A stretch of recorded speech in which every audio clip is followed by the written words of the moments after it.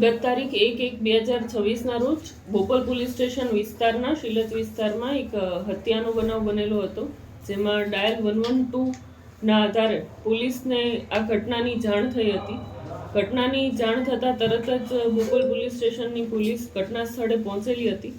આ ઘટનાની સમગ્ર હકીકત એવી છે કે ત્યાં અંડર કન્સ્ટ્રક્શન જે બિલ્ડિંગ્સનું કામ ચાલી રહ્યું છે, ત્યાં લાસ્ટમાં અત્યારે કલર કામ ચાલી રહ્યું છે.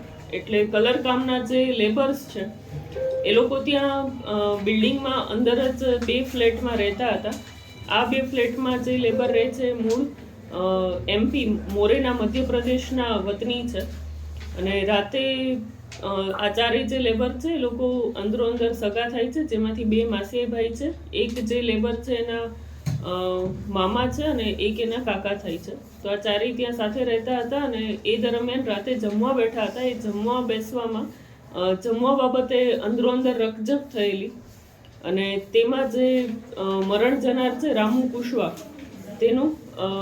તેની હત્યા નિપજાવેલી છે.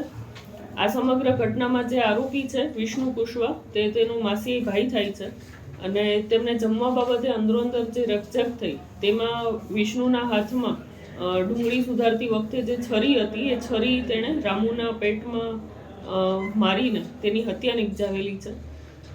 આ સમગ્ર ઘટનાની જાણ તે લેબરના જે કોન્ટ્રાક્ટર છે અજયભાઈ યાદવ, એમને થયેલી હતી, અજયભાઈ યાદવે. ત્યારબાદ આ ઘટના અનુસંધાને બોપલ પોલીસ સ્ટેશનમાં હત્યાના ગુનાની ફરિયાદ આપેલી છે.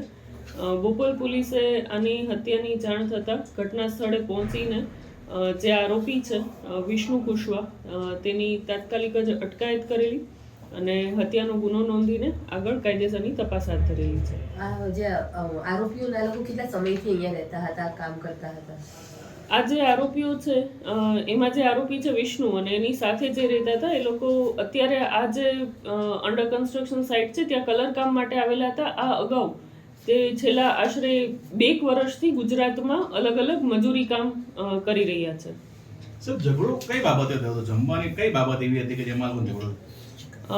એ લોકો જ્યારે રાતે જમવા બેઠા હતા એ વખતે બધા લોકો ત્યાં જ જમવાનું બનાવીને જમવાનું પીરસતા હતા.